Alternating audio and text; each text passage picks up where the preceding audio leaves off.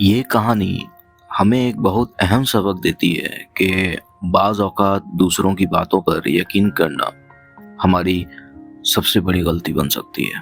یہ ایک محبت کرنے والے جوڑے کی کہانی ہے جو 8 سال تک محبت، عزت اور سکون کے ساتھ زندگی گزار رہے تھے۔ ان کی مالی حالات عام سی تھی، لیکن ان کے دلوں میں ایک دوسرے کے لیے بے حد محبت تھی۔ زہر آہستہ آہستہ گھولنے کا پہلا مرحلہ یہ تھا کہ ایک دن ایک نئی ہمسائن آئی اور باتوں ہی باتوں میں اولاد نہ ہونے کا ذکر چھیڑ دیا۔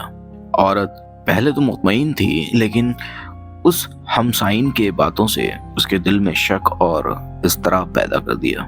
کیوں نہ ہم ٹیسٹ کروائیں؟ یہ سوال اس کے دل میں بیٹھ گیا۔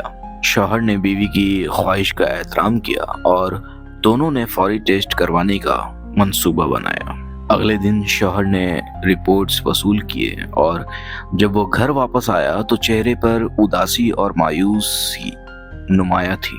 شوہر کہنے لگا، مجھے معاف کرنا، میں بانجھ ہوں، میں اولاد پیدا نہیں کر سکتا۔ بیوی نے صبر کا مظاہرہ کیا اور اپنے شوہر کو محبت اور تسلی دی کہ یہ سب اللہ کی مرضی ہے۔ اب زہر کا دوسرا مرحلہ یہاں پر دیکھ لیں کہ چند دن بعد وہی ہمسائن دوبارہ آئی اور اس بار طلاق کا مشورہ دیا۔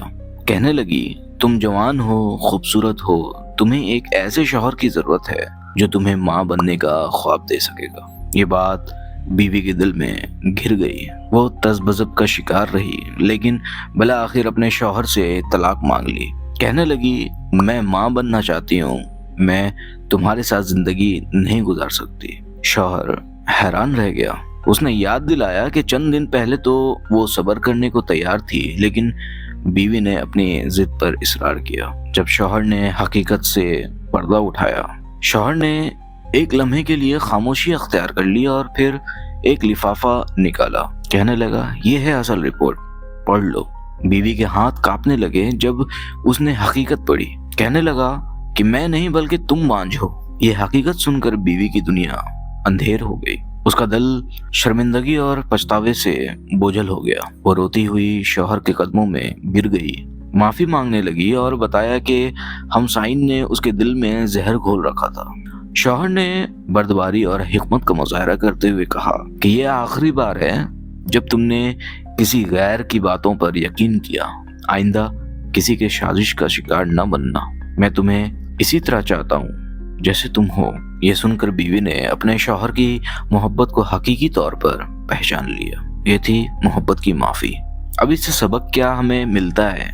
وہ یہ کہ ہمیشہ اپنے رشتے پر اعتماد رکھیں، باہر والوں کی باتوں میں نہ آئیں، غلط فہمیاں پیدا کرنے والوں سے دور رہیں۔ جو لوگ جلانے، ورگلانے اور شک پیدا کرنے کی کوشش کریں، ان کی باتوں پر دھیان نہ دیں۔ محبت میں قربانی سب سے بڑی چیز ہوتی ہے۔ اگر کوئی واقعی آپ سے محبت کرتا ہے تو وہ آپ کے ساتھ کسی بھی حال میں رہ سکتا ہے۔ رشتے دوسروں کی باتوں سے نہیں ٹوٹتے، بلکہ خود کے فیصلوں سے جلدی ٹوٹتے ہیں۔ محبت تبھی کامیاب ہوتی ہے جب ہم ایک دوسرے کو سمجھنے اور سننے کی کوشش کریں، نہ کہ باہر کے لوگوں کی باتوں پر یقین کر کے مسئلہ پیدا کریں۔